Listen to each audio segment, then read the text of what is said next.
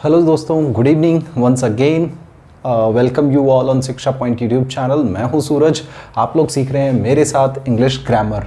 तो अभी की इस ग्रामर की क्लास में जैसा कि हम कल जहां तक सीख चुके हैं, एडजेक्टिव अपना टॉपिक चल रहा था और इस एडजेक्टिव टॉपिक में हमने जो चीज़ सीखी थी लास्ट टाइम वो था कि पॉजिटिव डिग्री का एडजेक्टिव किस तरह से हम यूज़ करते हैं। अब बारी आती है एडजेक्टिव एंड डिग्रीज के अंदर दूसरी कैटेगरीज की, जिसे हमने कहा कंपैरेटिव डिग्री। कौन सा दोस्तों? कंपैरेटिव। और कंपैरेटिव होने का मतलब हमने कल सीखा था, जब एक का कंपैरिजन हो रहा है किसके साथ? एक का कंपैरिजन हो रहा है एक के साथ में, उसी वक्त आप कौन सी डिग्री यूज करते हो? कंपैरेटिव। कंपैरेटिव डिग्री दिखने में कैसी होती है दोस्तों? ईआर लगा होता है, आईआर लगा होता है, जिन शब्दों के साथ नहीं लगा सकते दोनों, उससे पहले मोर, नेगेटिव होने पर आपको दिखाई देता है लेस। ये तरीका आपको नजर आता है। इसी कंपैरिजन की मदद करने के लिए एक सपोर्टिंग में आपके पास एक शब्द होता है जिसे आपने कहा देन। ये आपको नजर आता है किसमें?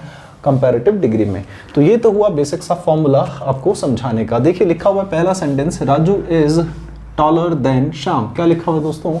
Raju is taller than Shyam. Raju किससे लंबा है? श्याम से। तो ये रहा राजू, कंपैरिजन हो रहा है किसके साथ? श्याम के साथ। कैसे पता? ये रहा टॉल, टॉल के साथ लिखा हुआ ईआर बताता है कि ये कौन सी डिग्री है? Comparative degree. देन कंपैरिजन की मदद करने के लिए आया आपके सामने। अब देखो, Raju is taller than Shyam. Raju यहाँ पर क्या है? सब्जेक्ट है ना, तो भाई सब्जेक्टिव केस में लिखा है। सब्जेक्टिव केस का कंपैरिजन हमेशा ही किसके साथ होगा? Subjective case. यानी कि श्याम भी वहां पर क्या है? एक सब्जेक्ट ही तो है। देखो ये सेंटेंस अगर इज के साथ आ रहा है, यानी कि प्रेजेंट का सेंटेंस है, तो आप भी यहाँ पर प्रेजेंट का सेंटेंस की एक वर्ब लगा सकते हो। लगा सकते हो या नहीं लगा सकते हो? नहीं लगा सकते? बिल्कुल लगा सकते हैं। क्यों लगा सकते हैं? क्योंकि ये अपने आप में सब्जेक्टिव केस है। सब्जेक्टिव केस होने का मतलब ये अपने आप में क्या है दोस्तों? सब्जेक्ट। और सब्जेक्ट के साथ तो वर्ब आ ही सकती है, क्या दिक्कत है? ठीक है, अगला सेंटेंस और देखो, लिखा हुआ है Sumit is more powerful than Abhishek. फिर से आपके पास इस शब्द के साथ आप ईआर नहीं लगा पाए। ईआर नहीं लगा पाए तो आपने क्या लगाया? मोर लगा दिया भाई। मोर लगाया तो सुमित अपने आप में सब्जेक्टिव केस है। सब्जेक्टिव केस का कंपैरिजन हो रहा है सब्जेक्टिव केस, ये भी तो अपने आप में है। आप चाहें तो इज लिख सकते हैं, नहीं लिखें तो कोई फर्क नहीं पड़ता। ठीक है, अगला सेंटेंस आपके सामने लिखा हुआ है मंजू इज हैप्पियर देन प्रांजल। क्या इस सेंटेंस में कोई गड़बड़ है? भाई मंजू इस सेंटेंस का सब्जेक्ट है। सब्जेक्टिव केस का कंपैरिजन सब्जेक्टिव केस के साथ हो रहा है। इसमें शब्द में ईआर नहीं लगा, मोर नहीं लगा, क्या लगाया? आईईआर। ठीक है, इन तीनों सेंटेंस के अंदर देन मदद करने के लिए आ ही रहा है। तो कुल मिलाकर बात कंपैरेटिव डिग्री की हुई कि नहीं हुई? ठीक है, तो अभी तक हमें जो चीज़ समझ में आई, तीनों के तीनों सेंटेंस ठीक हैं। थोड़ा सा चीज़ हमें सुधारने की ज़रूरत पड़ी या फिर कंसेप्ट बनाने की ज़रूरत पड़ी। वो ये हुआ, किसी भी सेंटेंस में अगर आपको कंपैरेटिव डिग्री दी जाती है, कैसी होती कंपैरेटिव डिग्री दिखने में? लिखा हुआ है दोस्तों, कंपैरेटिव डिग्री दी जाती है, फिर इसके साथ लिखा हुआ नजर आता है देन। तो एक चीज़ का ख्याल रखें कि सब्जेक्टिव केस का कंपैरिजन हमेशा ही किसके साथ होगा दोस्तों? सब्जेक्टिव केस के साथ। ठीक है, अगला सेंटेंस देख लेते हैं। सिमरन इज स्मार्टर देन। स्मार्ट अपने आप में एक एडजेक्टिव हुआ, ईआर लगाकर क्या बनाया हुआ है? Comparative degree. सिमरन स्मार्ट है किससे? मी, यानी कि मुझसे। मुझसे स्मार्ट है, जाहिर सी बात है भाई। सिमरन अपने आप में क्या हुआ? सब्जेक्ट है सेंटेंस का। सब्जेक्टिव केस इधर लिखा हुआ है, लेकिन इधर देखा मी तो अपने कौन से केस में है? Objective case. तो क्या कंपैरिजन ठीक हो रहा है? नहीं ना। हमने एक बात बहुत पहले, हमने एक छोटी सी बात हमने सीखी थी प्रोनाउन के अंदर कि कंपैरिजन हमेशा लाइकवाइज होता है। कैसा होता है दोस्तों? लाइकवाइज। लाइकवाइज होने का मतलब कि समान चीज़ों के बीच में एक ही जैसी ट्रेट्स, एक ही जैसी चीज़ों के बीच में, एक ही तरह काम आने वाली चीज़ों के बीच में ही आप कंपैरिजन कर रहे हो। बेतुके कंपैरिजन नहीं हो सकते। मैं कहूँ कि ये मार्कर अच्छा चलता है इस बोर्ड की वाइटनेस से, है ना। मैं कहूँ कि मेरा फ़ोन ज़्यादा अच्छा है एक मैरिंडा से, अरे भाई कोई कंपैरिजन ही नहीं है। अगर कीमत की बात करी जाए तो कीमत दोनों की होनी चाहिए। ठीक है, तो यानी कि सेम क्वालिटीज़ दो अलग अलग चीज़ों की जब आप कंपेयर करते हो तो उसे लाइकवाइज कंपैरिजन कहा जाता है। सिमरन सब्जेक्टिव केस है, ये ऑब्जेक्टिव केस है, गलत हुआ। ऑब्जेक्टिव हटाया जाए कि कंपैरिजन एक्चुअल में सब्जेक्टिव केस का हो रहा है, तो सब्जेक्टिव केस होना चाहिए कि नहीं होना चाहिए? ऑब्जेक्टिव गलत हुआ। मी को हटाकर सब्जेक्टिव केस क्या हुआ दोस्तों? आए। ये चीज़ हम छोटी सी पहले प्रोनाउन में सीखते हुए चले हैं। चलो दायरे को थोड़ा सा और बढ़ाने की कोशिश करते हैं। लिखा हुआ है her house is bigger than you. उसका घर तुमसे ज़्यादा बड़ा है। क्या ये बात ठीक है? हम हिंदी में भी कुछ इसी तरह के सेंटेंस बोलते हैं, लेकिन ये गलत है। उसका घर तुमसे बड़ा है, अरे भाई उसका घर, मान लो कि ये घर बनाया आपने, ठीक है, आजकल अलग तरह के घर होते हैं, खैर आपने ये घर बनाया, ये घर तुमसे बड़ा है। क्या ये चीज़ें ठीक हैं? किसका कंपैरिजन किसके साथ कर रहे हो भाई? नहीं हो सकता ना, लाइकवाइज कंपैरिजन नहीं। तो यानी कि लाइकवाइज कंपैरिजन सेटल करने के लिए सेंटेंस में आपको समझ में आया हर हाउस, ये जो भी हाउस नाउन है, ये अपने हर की वजह से कौन से केस में है? Possessive case. कौन सा केस दोस्तों? Possessive case. पॉजेसिव केस का कंपैरिजन हमेशा किसके साथ किया जाए? पॉजेसिव केस के साथ, ठीक है। तो एक और चीज़ आपको समझ में आई कि किसी भी सेंटेंस में अगर कंपैरिजन हो ही रहा है, अगर एक तरफ पॉजेसिव केस है, कौन सा है? पॉजेसिव केस है, तो इस एक चीज़ का ख्याल रखें, इस एक चीज़ का आपको ख्याल रखने की ज़रूरत पड़ी, और वो क्या कि यहाँ पर आने वाला केस भी, यहाँ पर आने वाला भी अपने आप में क्या होगा? पॉजेसिव केस होगा। अब पॉजेसिव केस यहाँ तो जो दिया है वो ठीक है, लेकिन यहाँ पर आपको दो तरीके से पॉजेसिव केस बनाना पड़ सकता है। एक बनाना पड़ सकता है किसका दोस्तों? नाउन का, ठीक है, और दूसरा बनाना पड़ सकता है प्रोनाउन का। अब आपको पता है प्रोनाउन के पॉजेसिव केस तो खुद शब्द होते ही हैं, हमने प्रोनाउन का पॉजेसिव केस देखा है ना, याद नहीं? देखो मैं आपको दिला देता हूँ, माइन, अवर्स, योवर्स, ठीक है, हिज, हर्स, याद है ये चीज़ें? ये इस तरह के जो 7 प्रोनाउन हमने लिखे थे पॉजेसिव केस, ये तो प्रोनाउन के तो हो गए। नाउन का पोजीशन कैसे बनाया था, कुछ याद है? नहीं याद? तो देखो ये रहा आपका अपोस्ट्रोफी एस, याद आई ये छोटी सी बात, ये ऊपर आपने कोमा लगाकर और लिखा एस, अपोस्ट्रोफी एस से ही तो नाउन का पोजीशन बनाया था।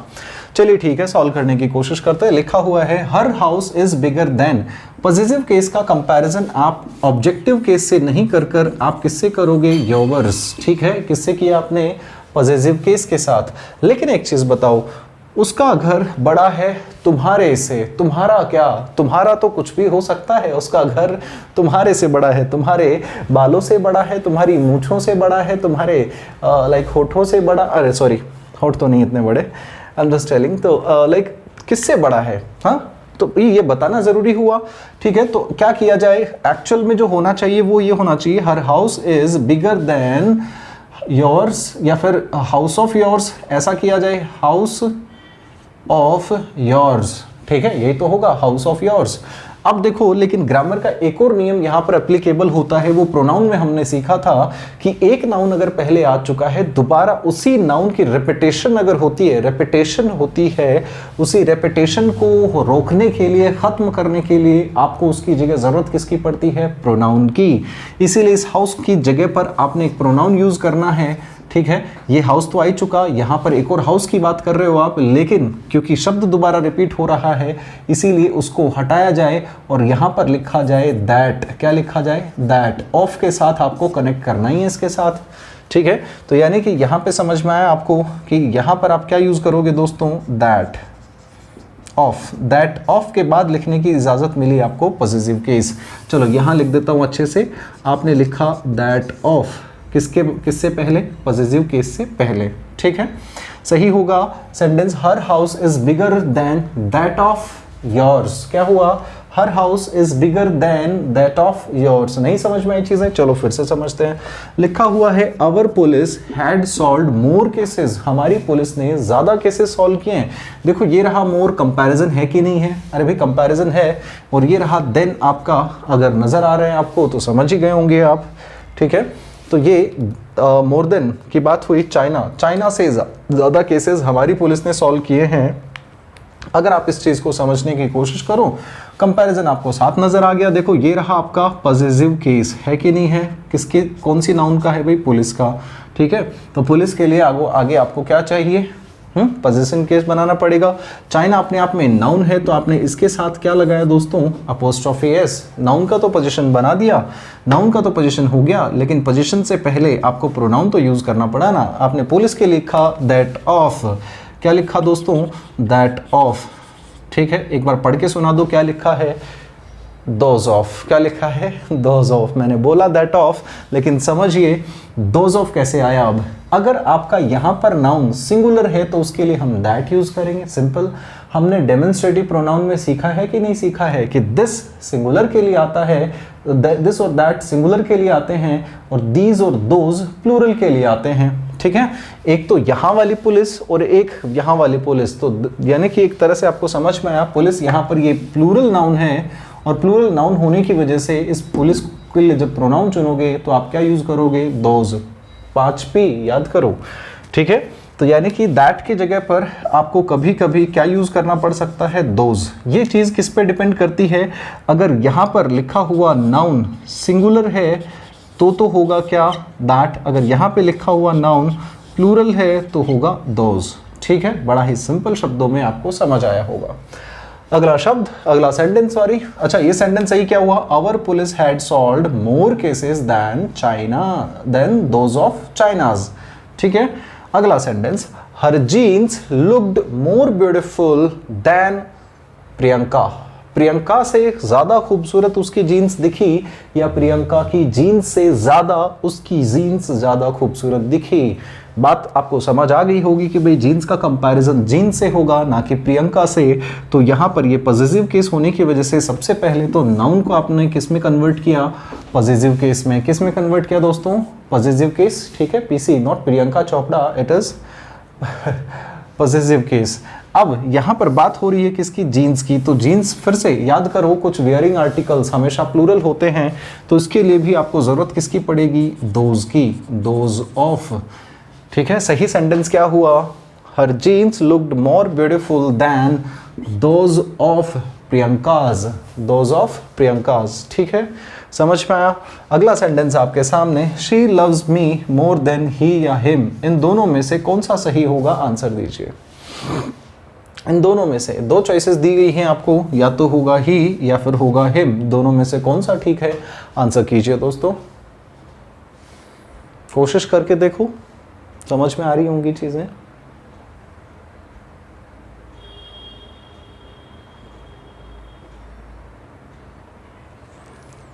नहीं, देखो अब समझने की कोशिश करो।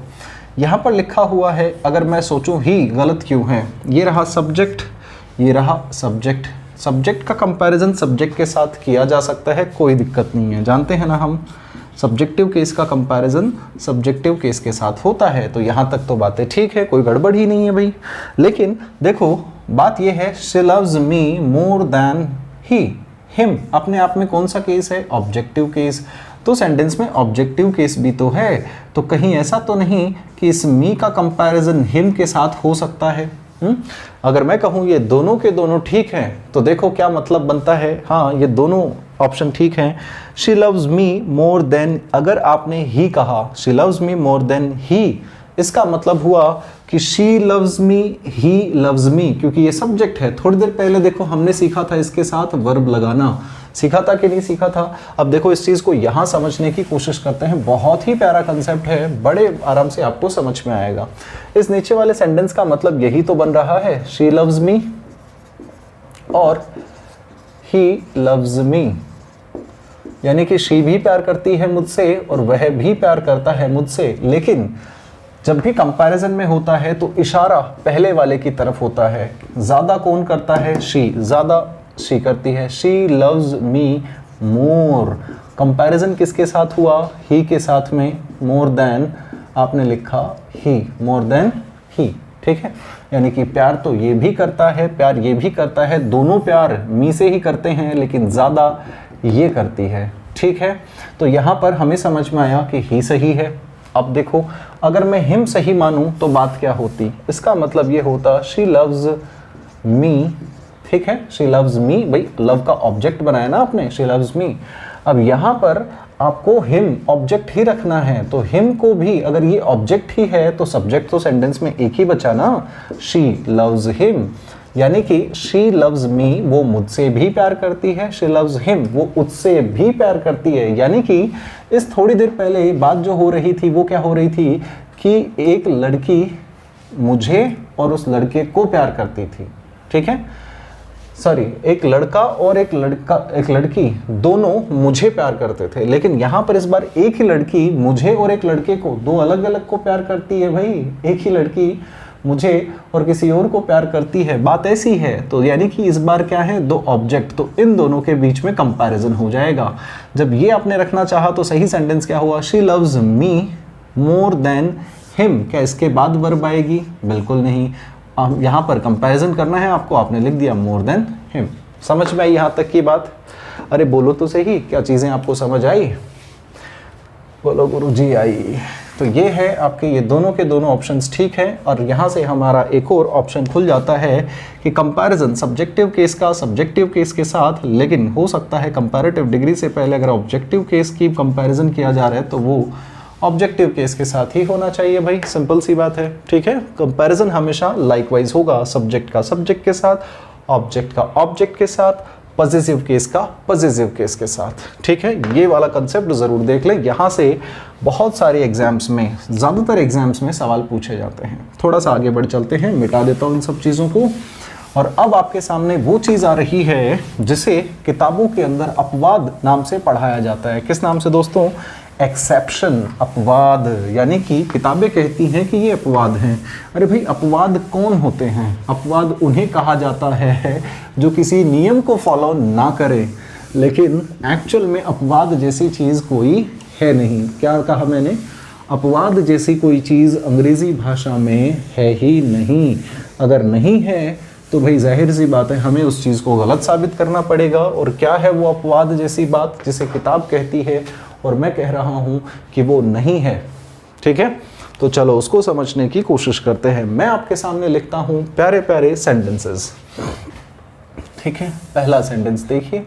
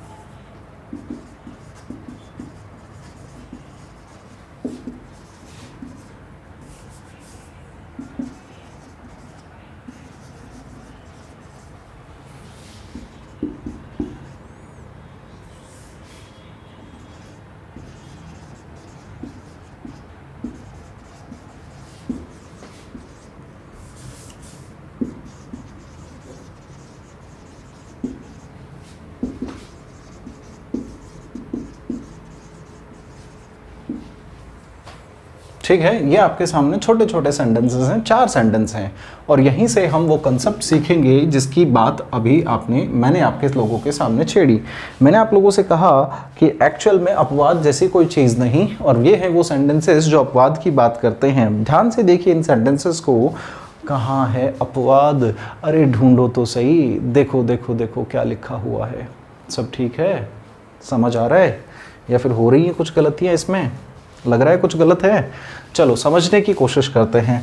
देखो, अंग्रेज़ी भाषा में कुछ ऐसे शब्द हैं। कैसे शब्द हैं? कुछ ऐसे शब्द हैं जो, जैसे कि अगर मैं बात करूं कि मैं लिख देता हूं, जैसे कि एक शब्द है आपके सामने प्रेफर, एक शब्द है इसी से बनने वाला प्रेफरेबल। ठीक है, या फिर मैं बोलूं जूनियर, सीनियर लिखे हुए हैं आपके सामने, या फिर मैं बोलूं इंटीरियर, एक्सटीरियर, प्रायर, पोस्टीरियर। ऐसे कई सारे शब्द। जनरली इसकी पहचान कुछ इस तरह से की जाती है कि किसी भी शब्द के लास्ट में IOR देखने को मिलता है। तो इनके बारे में किताबें कहती हैं कि इनका अपवाद ये है कि इनके बाद सब्जेक्टिव केस का कंपैरिजन भी अगर आप कर रहे हो तो ऑब्जेक्टिव केस लिखना पड़ता है। दूसरी बात ये कि इनके बाद कंपैरिजन में जो हमेशा देन मदद करता है, ये देन नहीं आता। क्या आता है? जब देन नहीं आता तो भाई इसकी जगह पर टू की जरूरत पड़ती है। ऐसा क्यों? चलो, अपवाद नहीं, यहाँ पर एक अलग रूल काम करता है। क्या काम करता है दोस्तों? एक डिफरेंट रूल काम करता है। और वो रूल ये है कि अगर देखो कुछ सारे शब्द, चलो उसको दूसरे तरीके से समझते हैं। मैं आपके सामने एक छोटा सा सेंटेंस लिखूं, मैं कहूं Sharma, mister Sharma is a senior teacher. ठीक है, क्या लिखा मैंने? Mister Sharma is a senior teacher. वहीं पर मैं लिखूं mister Sharma is senior than me. ठीक है, लिख दिया मैंने आपके सामने। अब देखो यहाँ पर ये सेंटेंस में अगर आप देखते हो, ये रहा टीचर अपने आप में नाउन है और इस नाउन के लिए आपने एक एडजेक्टिव यूज किया सीनियर।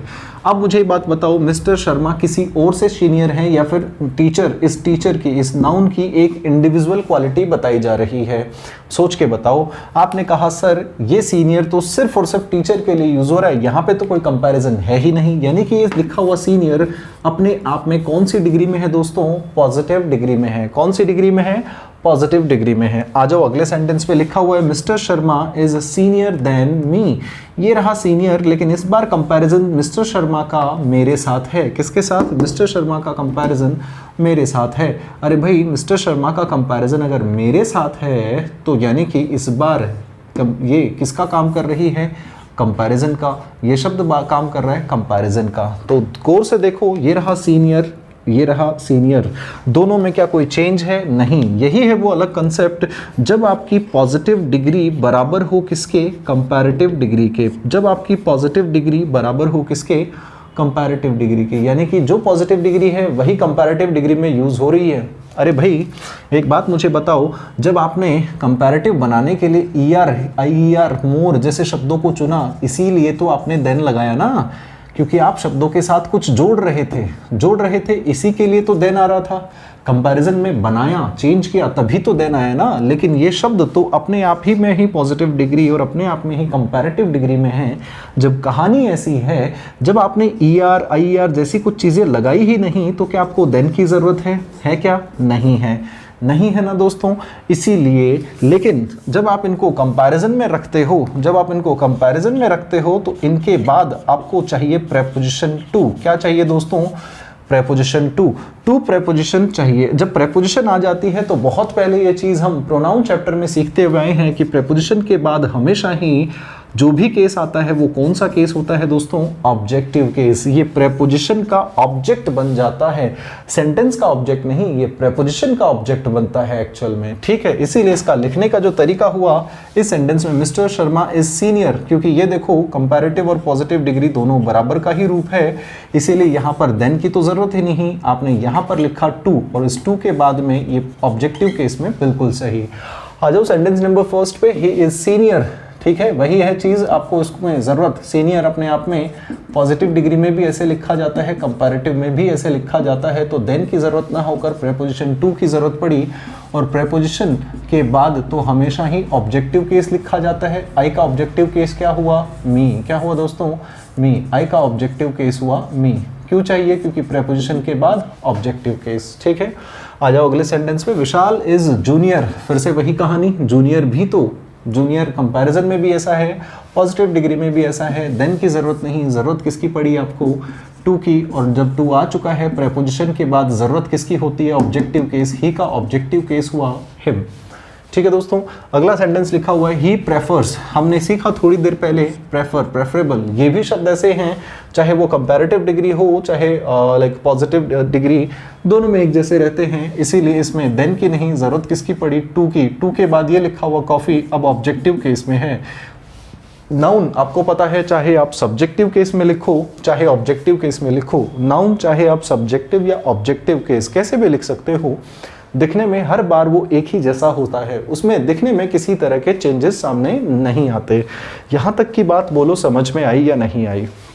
एक और देख लेते हैं sentence, death is more preferable than dishonour.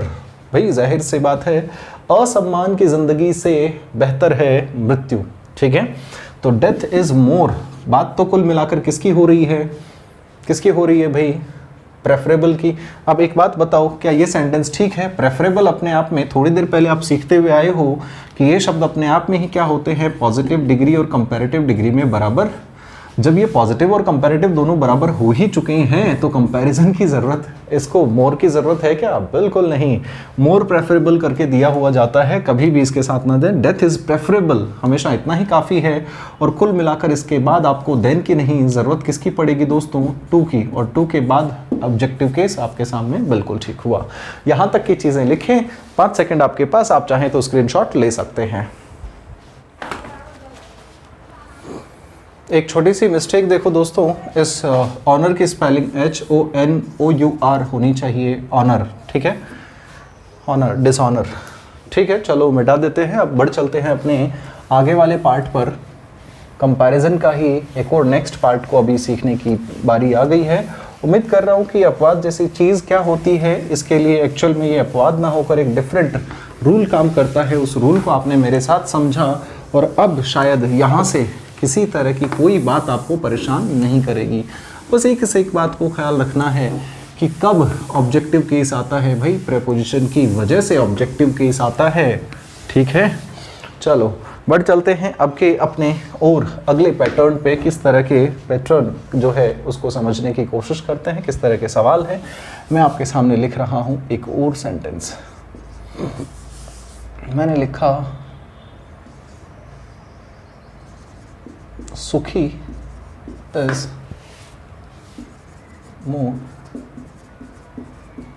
Funnier then दुखी। सुखी दुखी, चलो भाई कोई बात नहीं है, एक ही बात है। अगला सेंटेंस अगर मैं बोलूं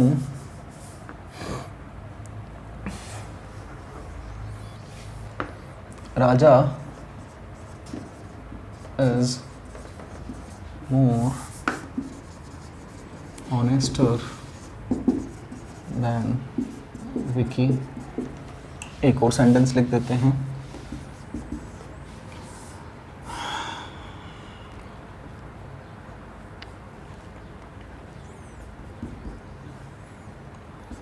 हरी was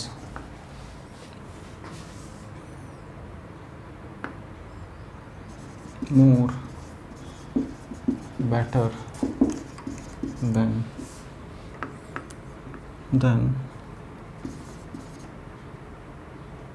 सुनील। अगर मैं लिखूं Sanjay is more taller than Bharat, ठीक है? चलो इन चार बातों में, इन चार सेंटेंसेस के अंदर चीज़ें आपको समझ आ ही जाएंगी, कोई दिक्कत नहीं है, बड़ी आसानी से समझ आएगी। आप देखो एक बार इन सेंटेंसेस को क्या ठीक कर सकते हो। चलो गुड। देखो यहाँ पर एक्चुअल में जो बात हो रही है, यहाँ पे जो बात हो रही है वो हो रही है सुपर फ्लॉज की। किसकी दोस्तों? Super flaws. अब सुपर फ्लॉज क्या होता है? UOU, okay, FL, super flaws. Super flaws का मतलब होता है रिडंडेंट। इसके लिए भी सिनोनिमस पूछा जाता है, ठीक है? रिडंडेंट, रिडंडेंट का मतलब होता है like use of words excessively. कैसे? शब्दों का एक्सेसिवली यानी कि हद से ज़्यादा, ज़रूरत से ज़्यादा शब्दों को यूज़ करना, उसी को कहा जाता है सुपरफ्लॉज। मैं आपको कहूँ, अगर मैं आपसे कहूँ कि यार मुझे अगर मैं कहूँ, मैं आपसे कहूँ कि मुझे क्या करना है भाई, मुझे क्या करना है, मैं कहूँ मुझे पहियों वाली गाड़ी लाके दो। मैं आपसे कहूँ मुझे पहियों वाली गाड़ी लाके दो, तो भैया आप कहोगे भाई पहियों वाली ही गाड़ी होती है, पंखों वाली तो प्लेन होती है, समझ रहे हो? तो पहिए वाली तो गाड़ी ही होती है, तो कहने की ज़रूरत है क्या पहिए? मैं आपसे कहूँ थोड़ा दूर जाओगे आगे तो एक गोल चक्कर है, अरे भाई चक्कर गोल ही होता है, तो या तो मैं कहूँ चक्कर है या मैं कहूँ आगे गोल है, ठीक है? तो दोनों में से एक चीज़ें मुझे कहने की ज़रूरत है। दोनों एक ही बात के लिए मैं दो शब्द यूज़ करता हूँ, उसी को कहा जाता है सुपरफ्लॉज, यानी कि अननेसेसरली कहना। बहुत बार आपको लिखा हुआ मिलता है कई जगह पर रेगुलर सीरीज। क्या दोस्तों? Regular series. अरे सीरीज वही होती है जो क्या होती है? रेगुलर होती है, तो इसके लिए रेगुलर की ज़रूरत नहीं, आप सीरीज कह सकते हो, ठीक है? या फिर एक शब्द और आता है आपके सामने, एक और एक्सप्रेशन आता है, ठीक है? जैसे कि बहुत बार देखते हो आप व्हाट्सएप पे फॉरवर्ड भी करते रहते हो, जीतिए मौका फ्री गिफ्ट पाने का। अरे भाई जब गिफ्ट ही है तो क्या उसके भी पैसे देने होंगे? गिफ्ट फ्री ही तो होता है। तो इन्हीं एक्सप्रेशंस को क्या कहा जाता है? सुपरफ्लॉज एक्सप्रेशंस, यानी कि जहां शब्द की ज़रूरत तो नहीं लेकिन फिर भी अनावश्यक रूप से शब्दों को घुसाया जाता है, उसी को क्या कहते हैं? सुपरफ्लॉज। इसी को कहा जाता है रिडंडेंट। एक और शब्द है इसी के लिए, वर्बोज। क्या है दोस्तों? वर्बोज। ये भी इसी का सिनोनिमस वर्ड है। तो 3 वर्ड हैं, एक ही मतलब है इन तीनों का, सुपरफ्लॉज, रिडंडेंट या वर्बोज। ठीक है। अब देखो यहाँ पर अगर आपने ये रहा अपने आप में मोर किस लिए यूज हुआ दोस्तों? कंपैरेटिव डिग्री बनाने के लिए। फनियर, ईआर भी आपने किसके लिए बनाया? Comparative degree. भाई 2-2 बार कंपैरेटिव डिग्री बनाने की जरूरत कहाँ है? तो जब आपको 2 बार कंपैरेटिव डिग्री दी जाती है तो जरूरत तो एक ही की है, कंपैरिजन तो एक से ही हो जाएगा, दूसरे की कहाँ जरूरत है? तो ऐसे में आपको एक कंपैरेटिव डिग्री हटानी पड़ी। अब समझो इस बात को कि हटाना किसे है, ये समझने लायक बात है। कुछ शब्द ऐसे होते हैं जिनके साथ ईआर लग सकता है, कुछ शब्द ऐसे होते हैं जिनके साथ ईआर लग सकता है। अगर लग सकता है तो ईआर ही लगेगा, वहां मोर यूज नहीं होगा। देखो लिखा हुआ है फनी के साथ फनियर, फनीएस्ट बिल्कुल होता है, तो यहां पर ये वाला तो सही है लेकिन इस मोर की आपको जरूरत नहीं। समझ में आई बात? अगला शब्द राजा इज मोर ऑनेस्ट। अब इस सेंटेंस के अंदर समझो, अगर मैं कहूं कि कुछ शब्द ऐसे होते हैं, कुछ शब्द ऐसे होते हैं जिनके साथ ईआर नहीं लगता, ईएसटी नहीं लगता। जब नहीं लगता उसी के लिए जरूरत पड़ती है मोर या मोस्ट की। जब आपको इसमें पता है ईआर नहीं लगाया जाता तो यहाँ पर ये वाली कंपैरेटिव डिग्री ये गलत हुई, इसको नहीं, जबकि कंपैरेटिव डिग्री मोर से बनानी पड़ेगी। ठीक है दोस्तों, ये सही हुआ, ये गलत हुआ। ऑनेस्ट का ऑनेस्टर पहले हुआ करता था, अब इसे यूज नहीं करते। ऑनेस्ट का more honest and most honest की तरह से यूज किया जाता है। ठीक है दोस्तों, वैसे पहले यूज होता था, आर्किक यूज की बात करूं तो ऑनेस्टर ऑनेस्टेस्ट हुआ करता था, बट अब नहीं। अगला सेंटेंस देखो, ये बात आपको आगे वाले में समझ में आ जाएगी। हरी वॉज मोर बेटर। अब देखो ये मोर भी अपने आप में कंपैरेटिव डिग्री का काम कर रही है, बेटर भी अपने आप में कंपैरेटिव डिग्री का काम कर रहा है। ठीक है, 2-2 कंपैरेटिव डिग्री, यानी कि भाई एक से ही काम चल जाता। ये तो वर्बस हो गया, रिडंडेंट हो गया, सुपरफ्लॉज हो गया, जिसकी जरूरत नहीं। दोनों में से एक चाहिए, लेकिन रखूं किसको? भाई बेटर को अगर मैं करूं तो ये क्या हो सकता है? गुड।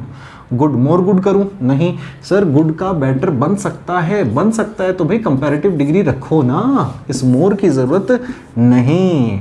ठीक है, जहां पर कंपैरेटिव डिग्री बन सकती है ईआर लगाने से वो सही है, लेकिन जिन शब्दों के साथ ईआर नहीं लगाया जाता उनके साथ, जिन शब्दों के साथ ईआर नहीं लगाया सकता उनके साथ मोर सही है।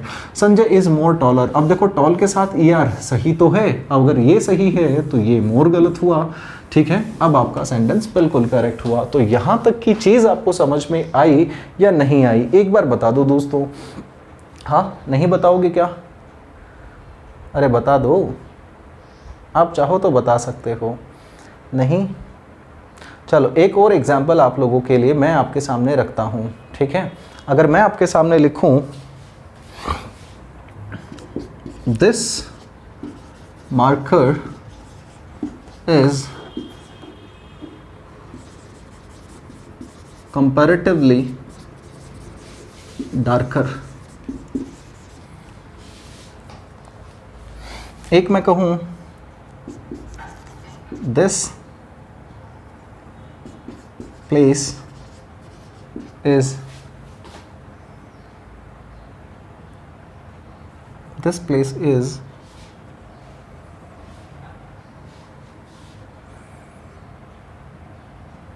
good than that। ठीक है, ये 2 सेंटेंसेस हैं आपके पास। या फिर एक और लिख दो सेंटेंस। चलो ये 2 ही समझ लेते हैं, बस आपको नीचे वाले में से बात समझ में आ जाएगी जो मुझे समझाना है ऊपर। This marker is comparatively darker.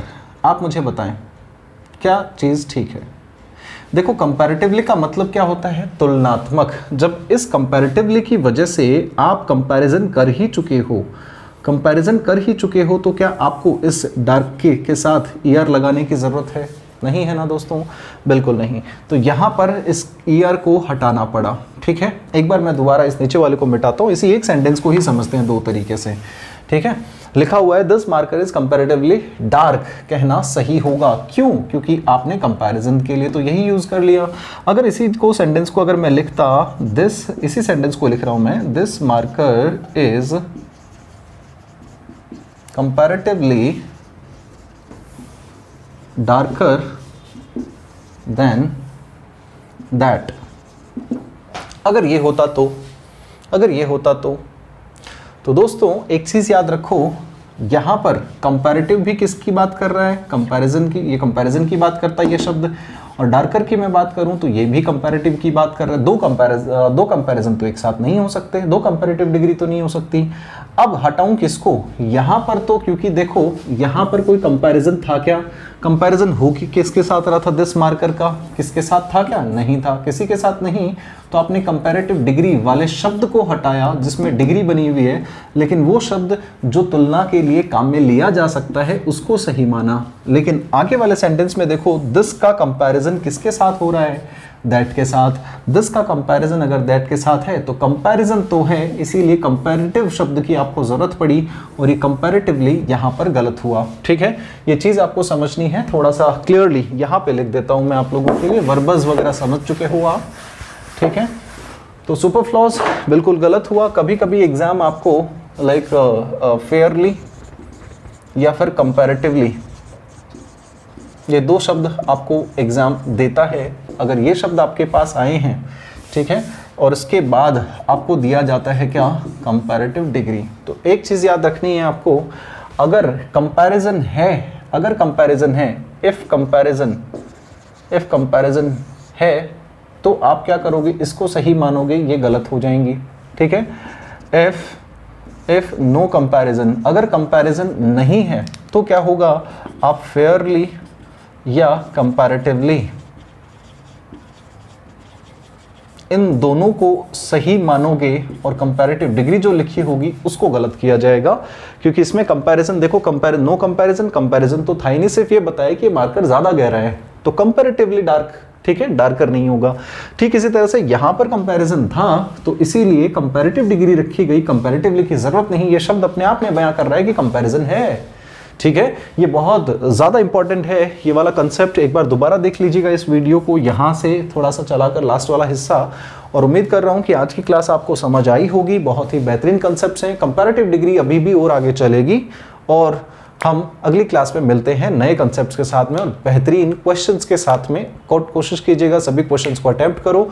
अब तक की क्लास आपके लिए बस यही आज के लिए, और it was wonderful meeting you all as always, and take care guys, good night.